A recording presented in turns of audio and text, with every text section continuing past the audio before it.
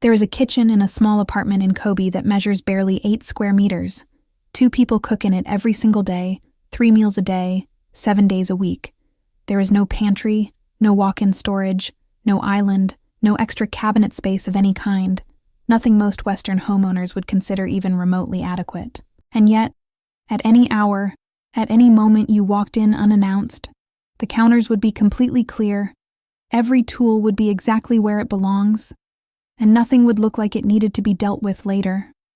No junk drawer stuffed shut, no stack of mail waiting to be sorted, no cabinet you avoid opening because something might fall out.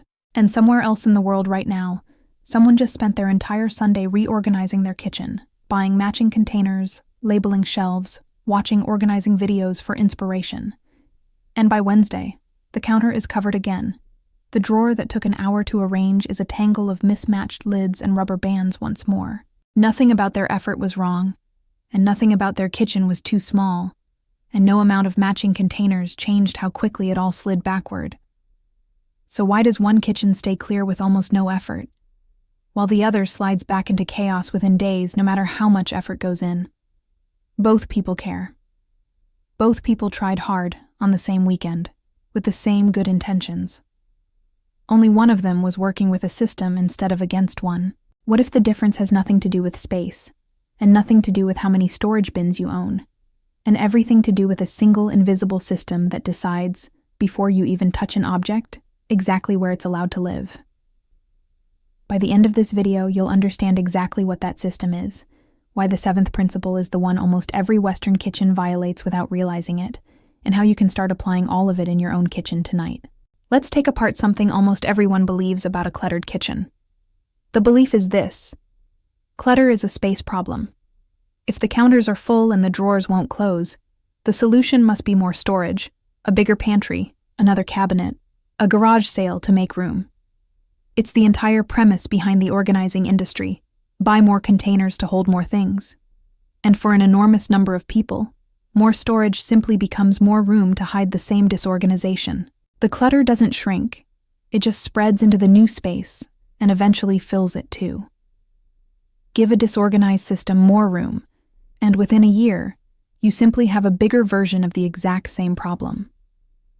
Japanese kitchens, often a third the size of a typical Western kitchen, consistently stay orderly for a completely different reason. It isn't the size of the space. It's a system, borrowed originally from Japanese factories, called 5S. Seiri, seiton, seiso, seiketsu, shitsuke. Sort, set in order, shine, standardize, sustain. It was designed decades ago at Toyota to keep manufacturing floors efficient, long before anyone thought to apply it to a home. And it turns out a kitchen counter has almost exactly the same problem a factory floor does: too many objects competing for too little working space, and no agreed rule for where any of it belongs. Let's go through the principles built on top of it. The ones that actually show up in a real kitchen, one by one. Because the order they happen in matters as much as the principles themselves. And stay with this one through the end, because principle number 7 is the one nearly every Western kitchen breaks constantly, without ever noticing it's the source of the problem. The first principle is the one everything else depends on. One object, one home. Every single item in the kitchen has exactly one designated spot, and only one. Not wherever it fits that day, not wherever there happened to be space when you unpacked groceries. The whisk lives in exactly one drawer. The specific pan lives on exactly one shelf. Here's why this matters more than it sounds like it should. When an object has multiple possible homes, every time you put it away, you're making a tiny decision.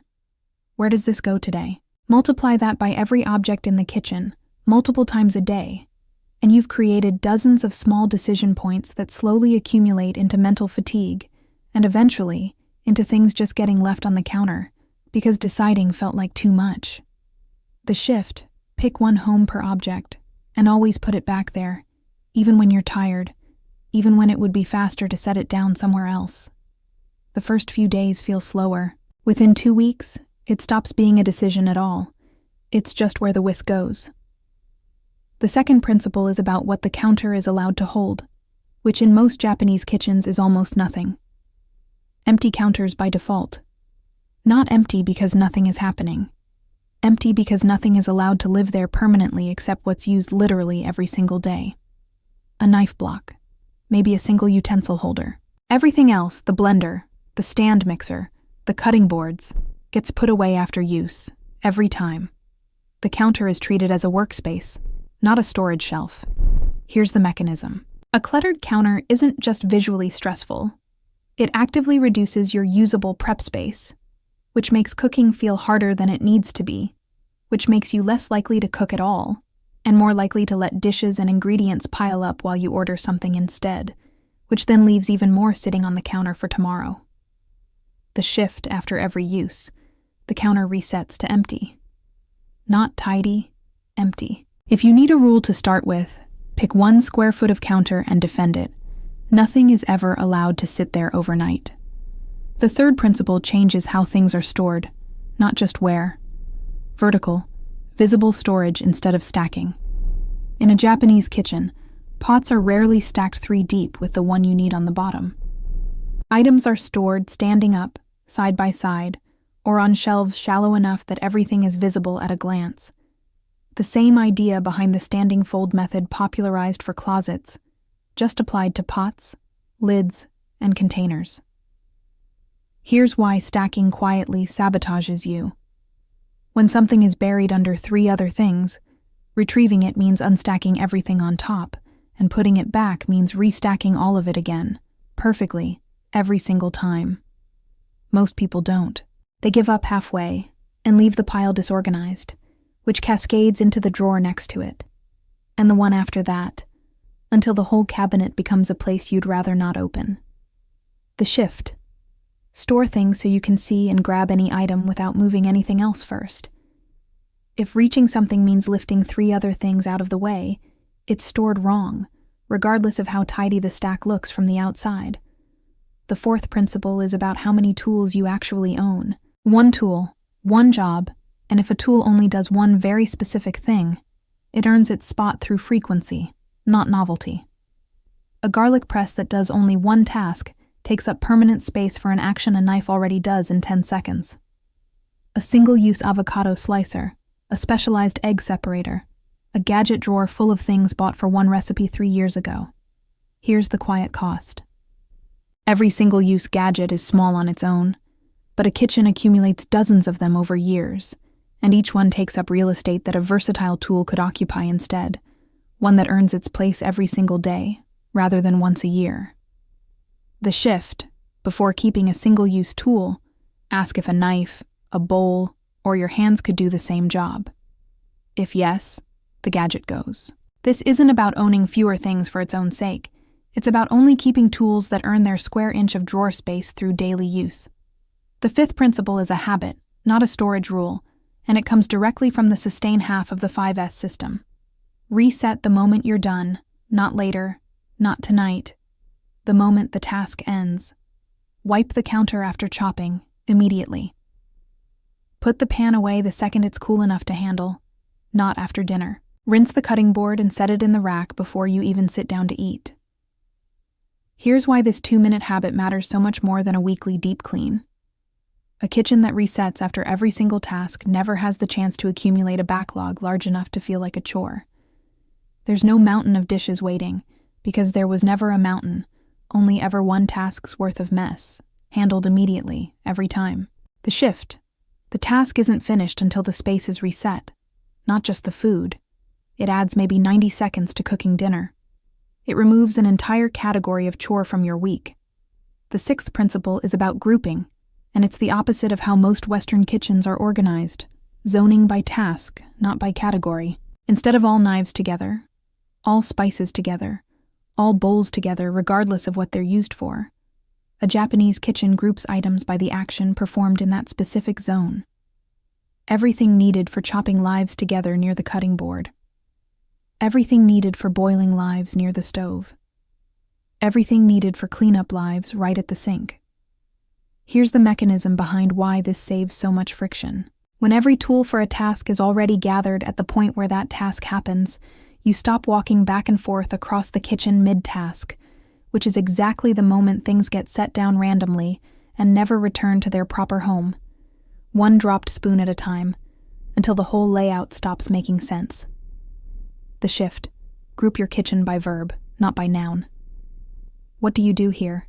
Not what category does this object belong to. Stand at each zone and ask what you reach for most, then move it there permanently.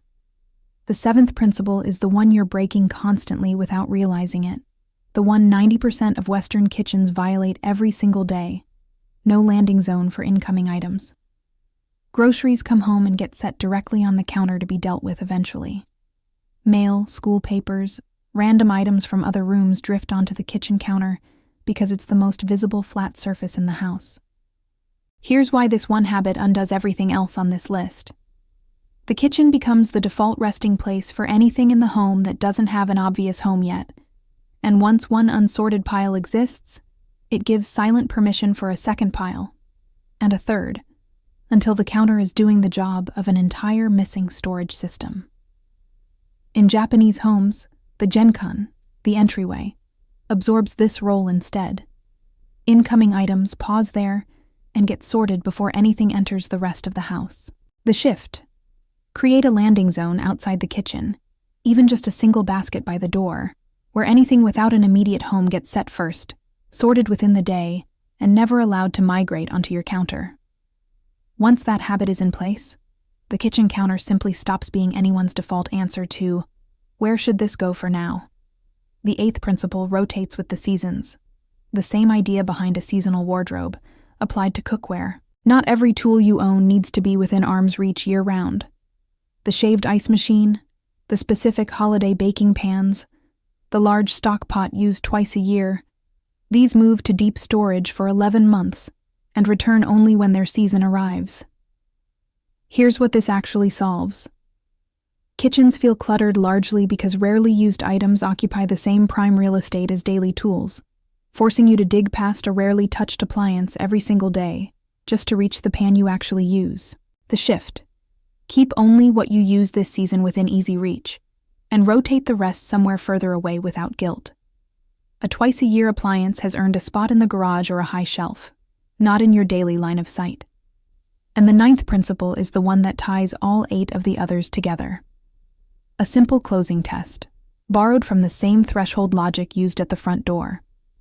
Would you be comfortable if a guest walked into your kitchen unannounced, right now, this second? Not after a quick tidy-up, right now. If the honest answer is no, something on the counter, in the sink, on the stove doesn't have a home yet, and that's exactly the object the whole system has been quietly asking you to deal with. This test takes 3 seconds and tells you precisely where to start. Run it once a day for a week, and you'll notice the same 1 or 2 spots failing it every single time, which is exactly where your system still has a gap worth closing. So here's all 9 in one breath. 1 object, 1 home. Empty counters by default. Vertical, visible storage instead of stacking. 1 tool per job, no single-use gadgets. Reset the moment a task ends, not later. Zoning by task instead of by category. A landing zone outside the kitchen for anything unsorted. Seasonal rotation for rarely used tools. And the guest test, applied anytime you want, an honest read on where things stand. None of this requires a renovation, a bigger kitchen, or a single new storage container. What it requires is something smaller and much harder to sell, giving every object exactly 1 home, and actually returning it there, every time, even when you're tired. So here's what we'd suggest. Not this weekend, tonight. Pick 1 drawer or 1 shelf, just 1, and apply the first principle to it. Give every item in that single space 1 clear home. Tomorrow, do the next one. Let the system spread slowly instead of trying to overhaul the entire kitchen in a single exhausting afternoon. Most people who fix their kitchen for good never do it in 1 weekend. They do it 1 drawer at a time until the whole room quietly follows the same rule. The kitchen in Kobe was never organized in a single weekend either. It was built 1 small decision at a time, repeated so consistently that eventually there was nothing left to decide. If this changed the way you think about your own kitchen, share it with someone who reorganizes constantly and still can't figure out why the clutter always comes back. They might just be missing Principle 7. This has been a look into the quiet system behind kitchens that never feel cluttered. Not a renovation plan, an invitation to notice where your own system might be missing a piece. Tell us in the comments which of these 9 principles your kitchen is breaking right now, and which one surprised you the most. We'll see you in the next one.